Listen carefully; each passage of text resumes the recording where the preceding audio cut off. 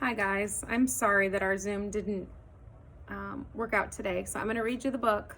I'd rather do it in person or live, but I just can't make things work sometimes, so I didn't want you to miss out on the book because it's one of my favorites. This is called Lily's Purple Plastic Purse, and it's by the same author as Chrysanthemum that you've already read. It says Lily loved school.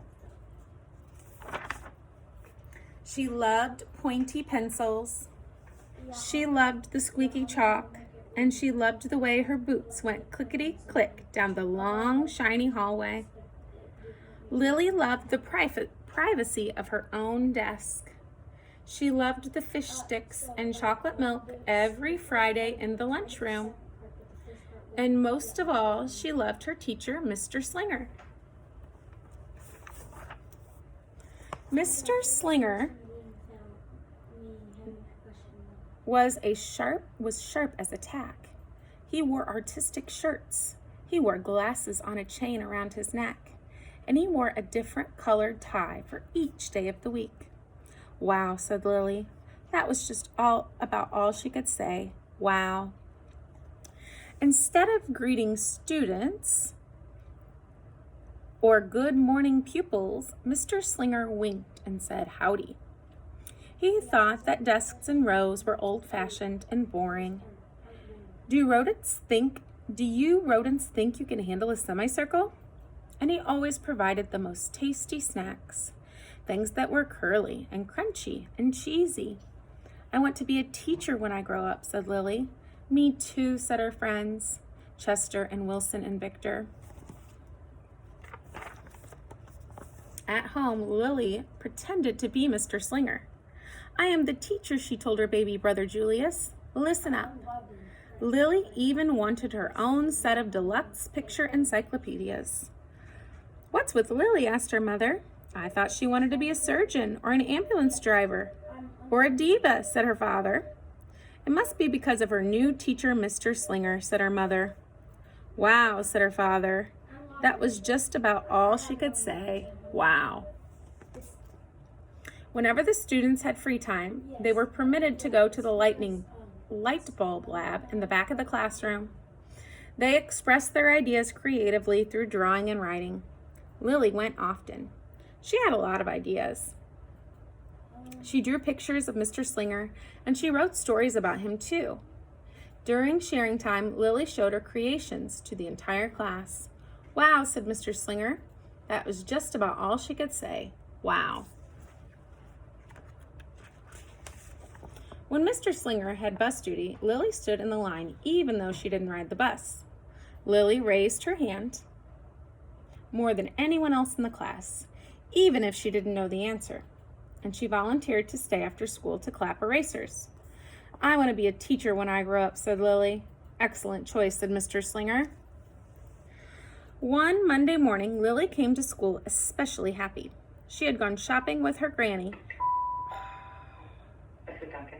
You need me to do my attendance? Yeah, just tell me, do you have any? I have, I'm sorry, who is it? I'm thinking,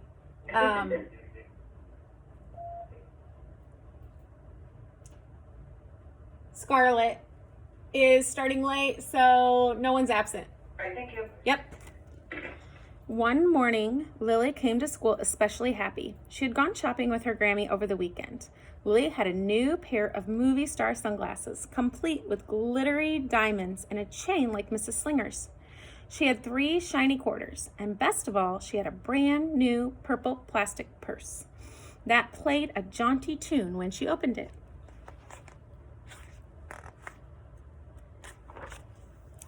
Lily wanted to show everyone. Not now, said Mr. Slinger. Listen to our story. Lily had a hard time listening. Lily really wanted to show everyone. Not now, said Mr. Slinger. Let's be considerate of our classmates. Lily had a hard time being considerate. Lily really wanted to show everyone. Not now, said Mr. Slinger. Wait until recess or sharing time. But Lily could not wait. The glasses were so glittery. The quarters were so shiny. And the purse played such a nice music, not to mention how excellent it was for storing school supplies. "Look," Lily whispered fiercely. "Look, everyone, look what I've got." Everyone looked, including Mr. Slinger. He was not amused. "I'll just keep your things at my desk until the end of the day," said Mr. Slinger. "They'll be safe there." Lily's stomach lurched. She felt like crying. Her glasses were gone. Her quarters were gone. Her purple plastic purse was gone. Lily longed for her purse all morning. She was even too sad to eat the snack Mr. Slinger served before recess. That afternoon, Lily went to the lightning ball lab. She was still very sad. She thought and she thought and she thought. And then she became angry, and she thought some more, and then she became furious. And she thought and she thought and she thought a bit longer, and then she drew a picture of Mr. Slinger. Right before the last bell rang, Lily sneaked the drawing into Mr. Slinger's book bag. When all the students were buttoned and zipped and snapped and tied and ready to go home, Mr. Slinger strolled over to Lily and gave her back her purple plastic purse. "It's a beautiful purse," said Mr. Slinger. "Your quarters are nice and jingly, and those glasses are absolutely fabulous. You may bring them back to school as long as you don't disturb the rest of the class." It worked. "I do not want to be a teacher when I grow up," Lily said, and she marched out of the classroom. And look at her picture. It says, "A big, fat, mean Mr. Stealing teacher." On the way home, Lily opened her purse. Her glasses and quarters were inside. And so was a note from Mr. Slinger. "Today was a difficult day. Tomorrow will be better." There was also a small bag of tasty snacks at the bottom of her purse. Lily's stomach lurched. She felt like crying. Lily ran all the way home and told her mother and father everything. Instead of watching her favorite cartoons, Lily decided to sit in the uncooperative chair. "I'll stay here a million years for Mr. Slinger. Why does everything always happen to me? 1051, 1052, 1099. That night, Lily drew a new picture of Mr. Slinger and wrote a story about him.